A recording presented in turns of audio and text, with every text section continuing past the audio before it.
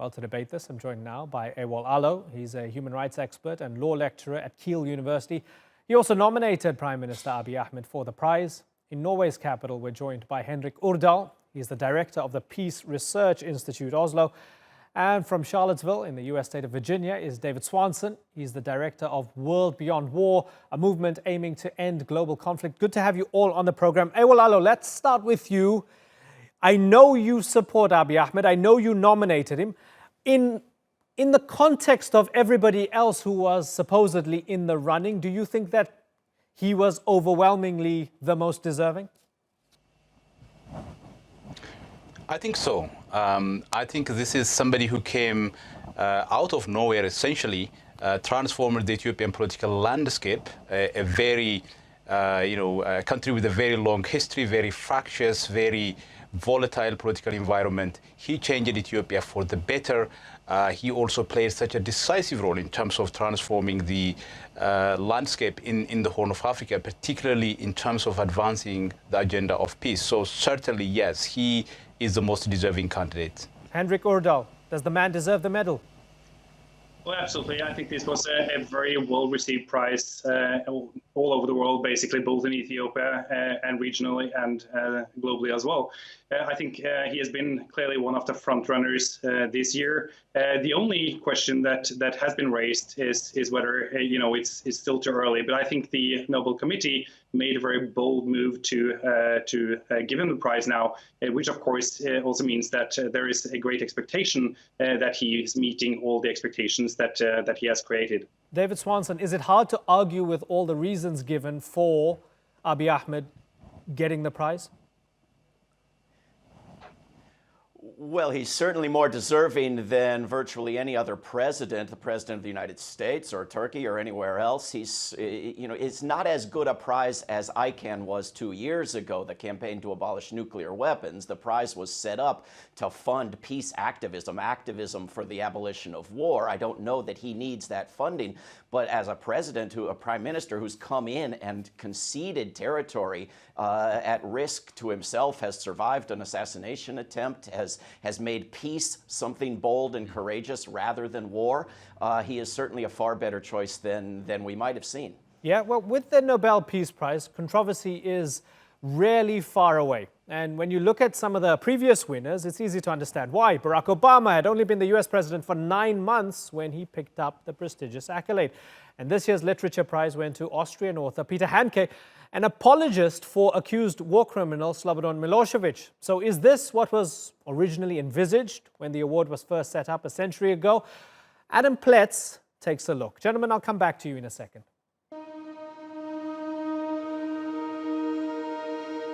The Nobel Peace Prize is perhaps the world's most prestigious award. Martin Luther King, Mother Teresa, Nelson Mandela, and the Dalai Lama have all been recipients. Since 1901, 106 individuals have become Nobel laureates, only 17 of whom have been women. 24 organizations have also been bestowed the honor, among them Doctors Without Borders, Amnesty International, the UN, and the EU. But with 3 wins, the International Committee of the Red Cross has been recognized more often than any other organization.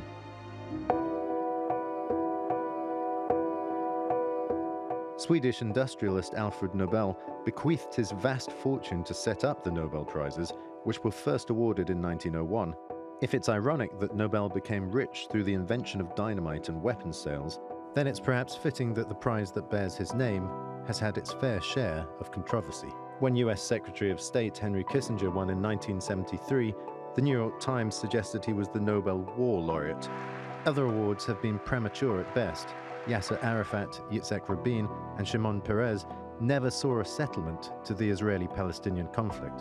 Aung San Suu Kyi's failure to condemn the repression of the Rohingya people prompted calls for her prize to be revoked. But the Nobel Committee says a prize is for past achievements and is held for life. Barack Obama was awarded the 2009 prize after only 9 months in office and little to show for it. To be honest, I do not feel that I deserve to be in the company of so many of the transformative figures who've been honored by this prize. But many believe the Nobel Committee's biggest mistake was not an award made in error, but rather one that was never bestowed. Despite being nominated 5 times before his death in 1948, Mahatma Gandhi never received the Peace Prize. Will 2019's award to Ethiopian Prime Minister Abiy Ahmed stand the test of time, or was it too early to judge the reconciliation he orchestrated between his country and Eritrea? Adam Pletz, The Newsmakers.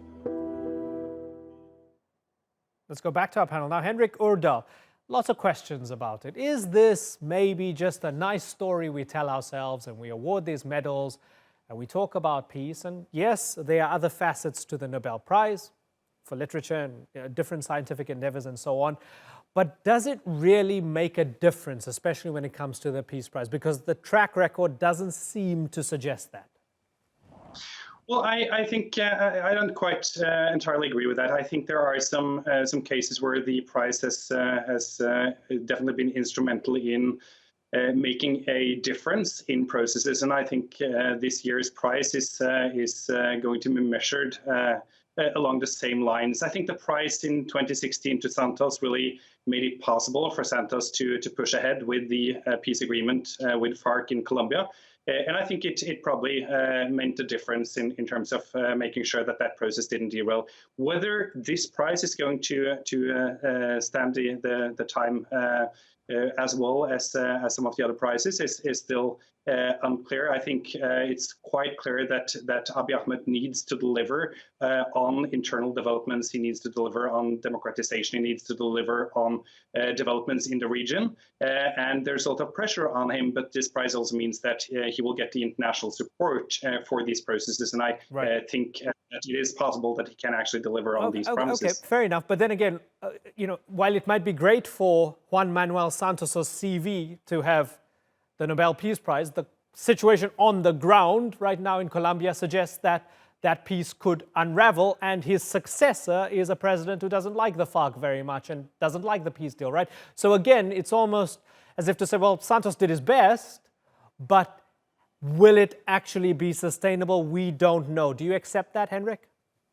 No, absolutely. I do accept that. And it's, of course, difficult to know exactly what the situation in Colombia would have been without the Peace Prize. Of course, if we had no peace agreement at all, it probably would not have been any better than today. So it's always difficult to sort of second guess what the development would have been in the absence of things like this. But I do hope that this is a prize that can make a difference. But of course, if you're going to give the prize only for past achievements, it becomes a sort of uncontroversial and perhaps toothless prize in the end. Okay, and I guess David Swanson, the most extreme example of the aspirational element of the Peace Prize was when it was given to Barack Obama when he hadn't done anything yet, right? You would think so, yes. But then remember that Dr. Martin Luther King, who you began your piece with as the quintessential prize winner, he turned against the war on Vietnam after having received the prize. And I think the difference there is that he was not a politician. He was an activist. When they gave the prize to Mayreed Maguire, she began to spend year after year after year working nonstop with that prestige and that money toward peace and disarmament and abolishing war. So give it to an activist who's done great work in the past year, and maybe they will do great work for many decades to come. Good points. Awal Allo, peace with Eritrea, the release of political prisoners. Medemer, I hope my pronunciation is correct. It was in your letter to the committee. It's also something that is spoken of very fondly in Ethiopia, the kind of overriding philosophy and of sort of inclusiveness that Abiy Ahmed has infused in his leadership. It reminds me of the philosophy of Ubuntu in South Africa. He's done all of these things, but we saw a big test very recently when there was a possible coup attempt, a possible assassination attempt. It shows that a lot of people in Ethiopia are not happy with what he's doing. Tell me how big of a test he has ahead of him now that he's made these reforms, he's made peace, and he's got the Nobel Prize, but is he really in the clear?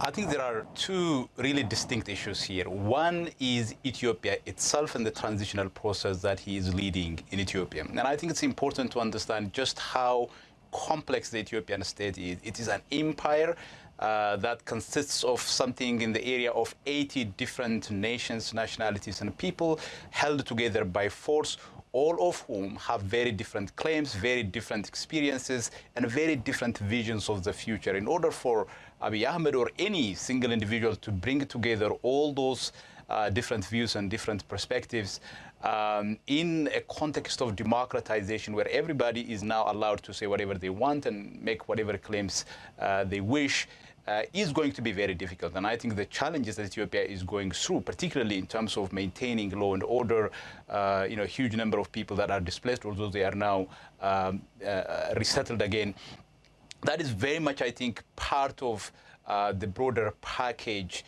of reforms and transition that also resulted in some unexpected outcomes. But I think on the question of peace and the commitment of the Prime Minister to peace, I think he has a very solid record when it comes to that.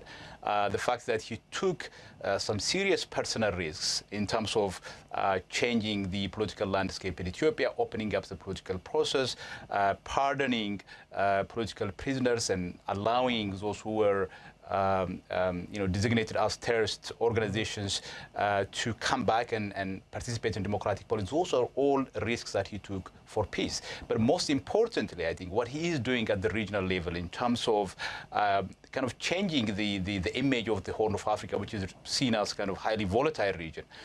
So when he was appointed as a prime minister, in his inaugural speech, the first, and I think one of the most important foreign policy statements he made was unconditionally accepting the Algiers Peace Agreement and the decision of the Boundary Commission, which actually gave Ethiopian territory, or at least what was until then Ethiopian territory, to Eritrea. That was a huge compromise as an Ethiopian leader, and he did that for peace at great personal risk to him when there were some very significant and powerful elements within the Ethiopian government who were opposed to that at that point. I think beyond Eritrea, what he has done in terms of bringing various actors in the region together, so the tension between Eritrea and Djibouti, Eritrea and Somalia, Somalia and Kenya, in South Sudan, most recently the deal between the Force of Freedom and Change and the military junta in Sudan.